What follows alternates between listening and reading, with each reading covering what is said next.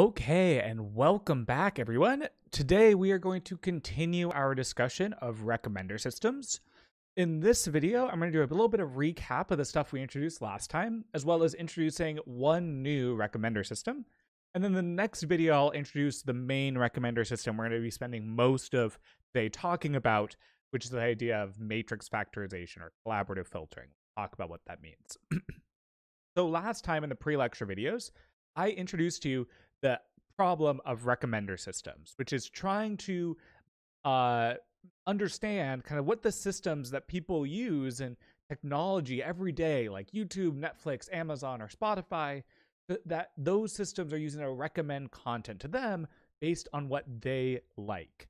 And we talked about some challenges that come up with systems like this, namely, what types of feedback do you get?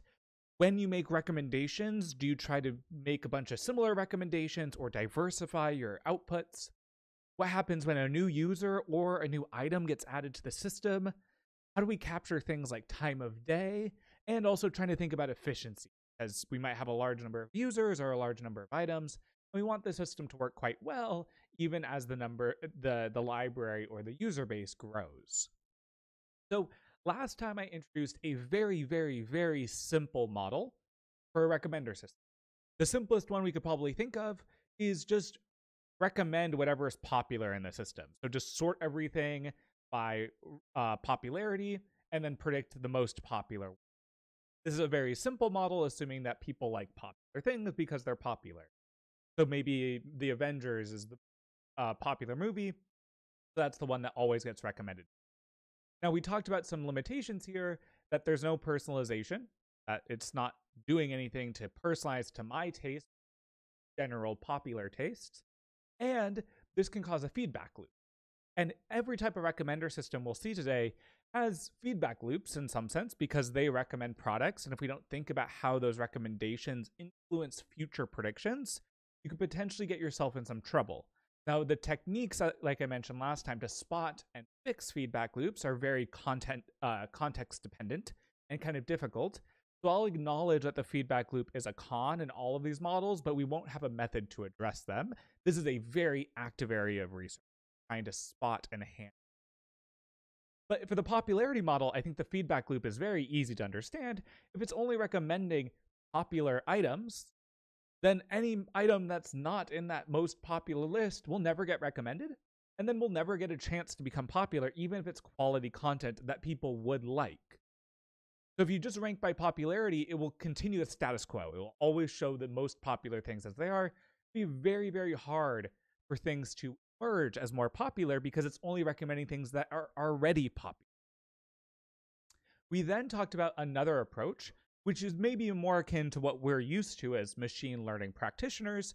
We would think about, can I model this as a learning task? So maybe take information about a user or the items or the time of day or whatever, and come up with a classifier that would predict, would the user like this item or not?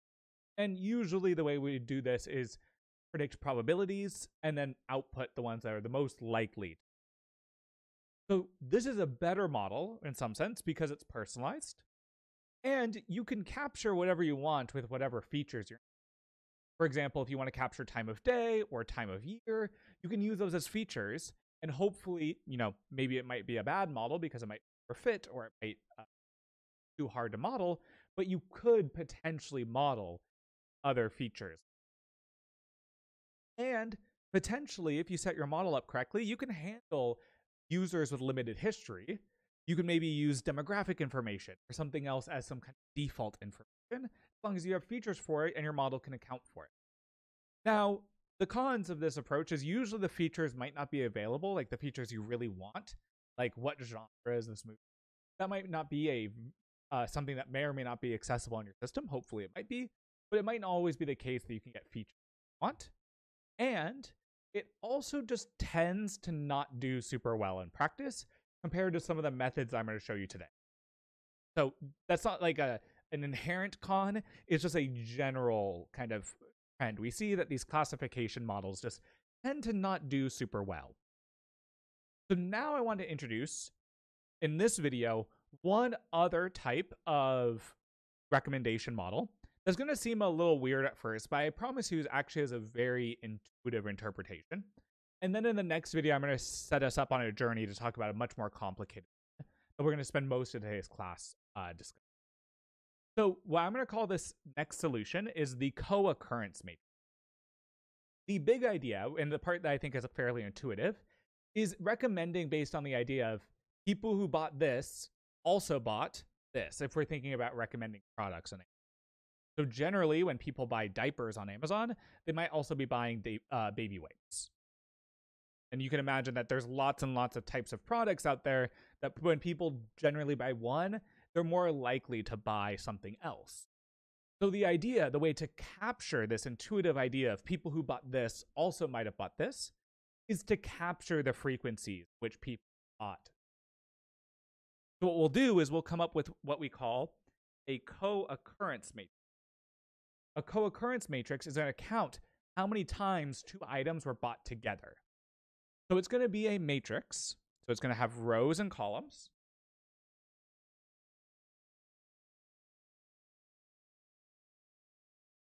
It'll be a matrix. We're going to call it C for co-occurrence. And it's going to have M rows and M columns. Remember, the notation we're going to be using is M is going to be equal to the number of items, which in a movie recommender system is the number of movies. And N is going to be the number of users. So here we're not doing anything with the number of users. We're just making an M by M, number of items by number of items. And the entry ij is going to be the number of users who bought both item I and item j. So, for example, row I here might be corresponding to the product diapers to row I. And then maybe column J would correspond to baby wipes.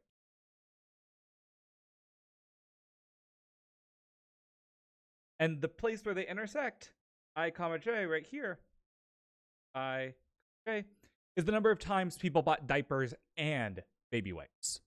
Now, note, you might be wondering, wait, what's the difference between rows and columns? It should turn out that this matrix should be symmetric. That the number of Cij should be equal to Cji. So it's actually going to be kind of a mirror image across the diagonal.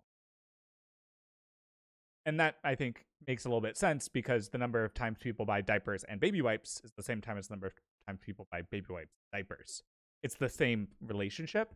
And so these counts will be the same. So you can always just mix and match your indices with this co-occurrence matrix.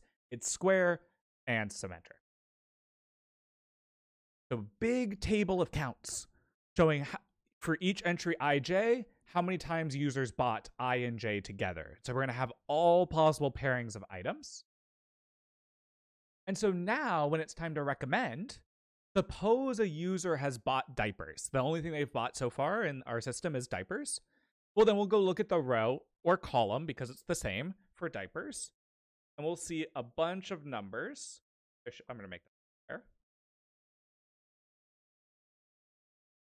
But see a bunch of numbers like 0, 3, 17, a bunch of other numbers, and maybe 10. Maybe column 0 is like action figures. Maybe number 3 or column 2 is toy cars. Number 17 is, column 3 is baby wipes, and so on and so on. So if we have, say, 100 items in our catalog, we're going to have 100 possible numbers here. 100 possible numbers in this row, showing how many times each person that bought diapers also bought all of these things. And then what we'll do for our recommender system is just recommend the counts that are the highest. So in this case, we would recommend something like baby wipes and then probably milk or baby food or other things that I'm not showing here.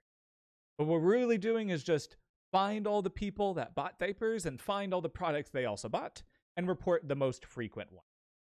Now, there's going to be a problem here.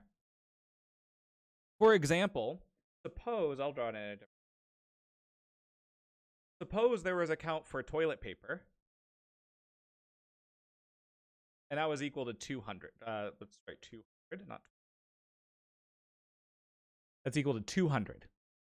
Now, probably, if we're thinking about people buying diapers and milk and baby food, they're probably buying stuff for babies. That's why we probably would want to recommend something like baby wipes. But also, all people that have babies also need to buy things for the bathroom. So they're probably also buying toilet paper. So there's probably lots of people buying toilet paper, even if they're just buying diapers. And so you might have really, really large counts for toilet paper just because it's a popular product. Most people use that. So we'll run into a problem we've seen over and over again, that popular items might drown out useful items based on context. So if the count, So the count matrix needs to have some sense of normalization. Otherwise, super, super popular items will drown out other items that might correlate really well together.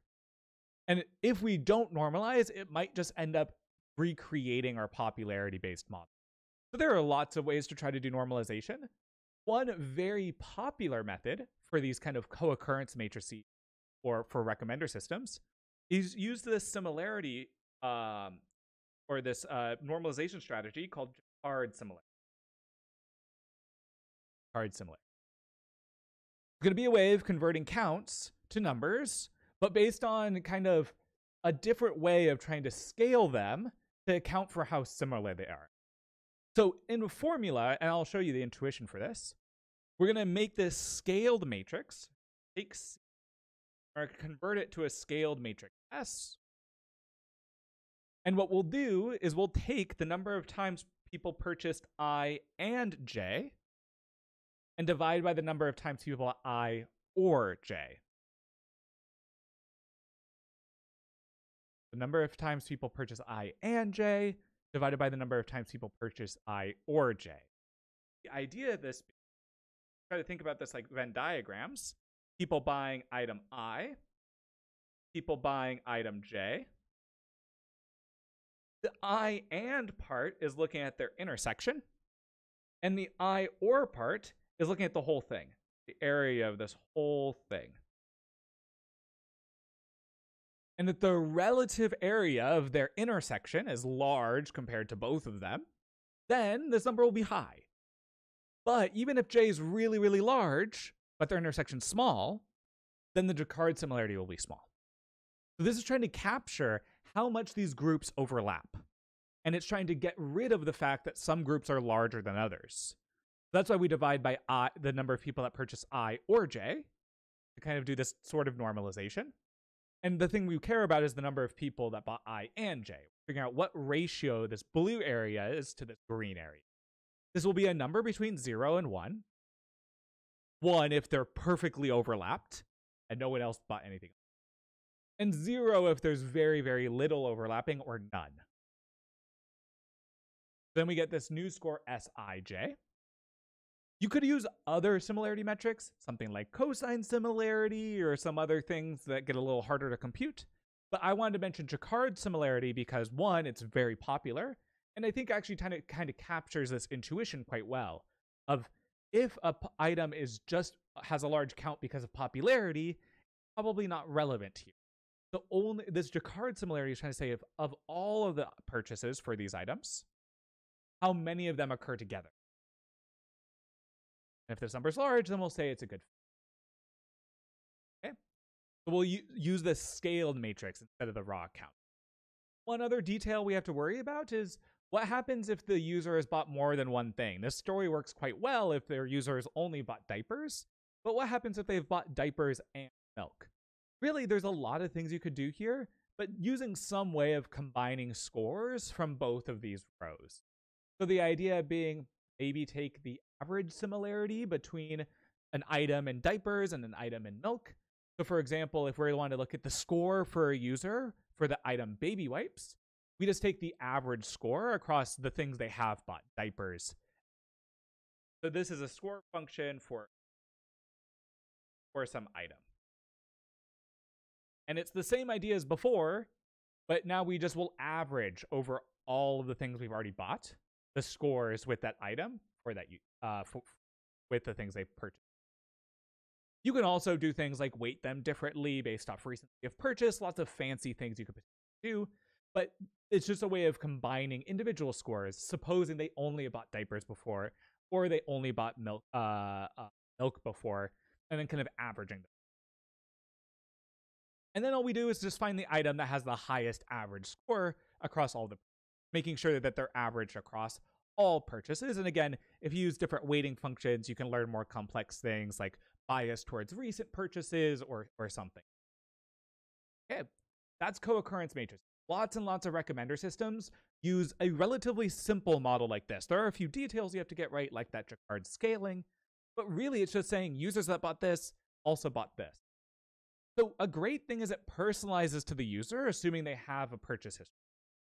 But there are some downsides to this approach. One, it does not utilize context like time of day, information about the users, like features about the users, or information about the products. It's not using that these are baby products, and might bias our recommendation towards there if we've been buying a lot of baby products.